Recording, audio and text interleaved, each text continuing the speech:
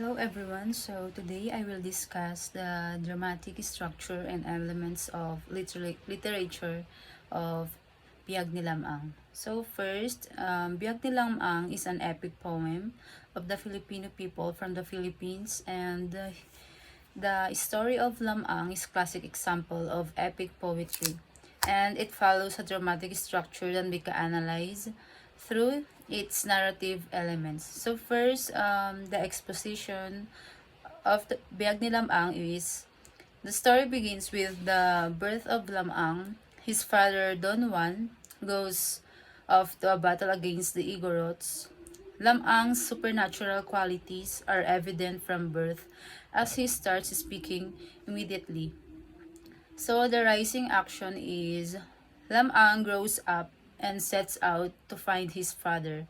He discovers that his father was killed by the Igorots. He vows to avenge his father's death and embarks on a journey to confront his father's killer. Next is, so the climax is the confrontation with the Igorots marks the climax. Lamang defeats them using his extraordinary strength and power. And the following action is, after avenging his father, Lamang returns home.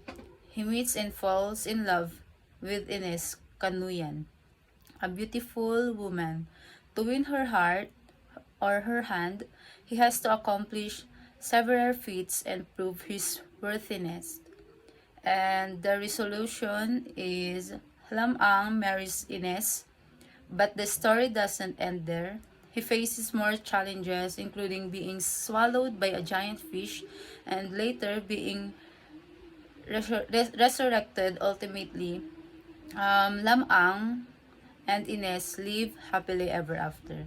So the elements of literature of Biag ni Lamang is the plot, the sequence of events is the epic, which include Lamang's birth, his quest for vengeance, is love for Ines, and his adventures. So the characters are Lamang. He is the hero with supernatural abilities, and Don Juan, Lamang's father's, he is a warrior. Ines Canuyan, Lamang's love interest, and the Igorots, the antagonist responsible for death of Don Juan's. And the settings is in the story is the set in the pre-colonial Philippines with various locations including Lamang's village, the place of the Igorots, and the places where Lamang undertakes his quest. So the theme include heroism, bravery, the quest for justice, love, and the supernatural.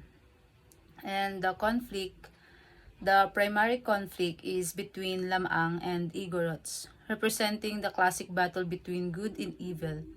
There are also internal conflicts as Lamang faces various trials to prove his heroism and worthiness.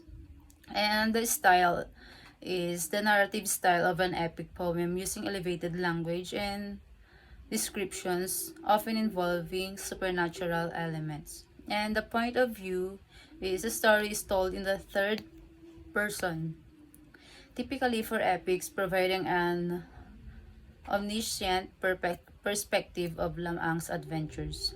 And symbolism is Lamang's character symbolizes the ideal of hero with virtues of strength, bravery, and loyalty. His adventures symbolizes the trials one must undergo to achieve greatness and honor. And my analyzing is Biag ni Lamang through these literary elements and its dramatic structure helps in understanding the depth and richness of this epic poem, which is a significant piece of Philippine literature. That's all. Thank you.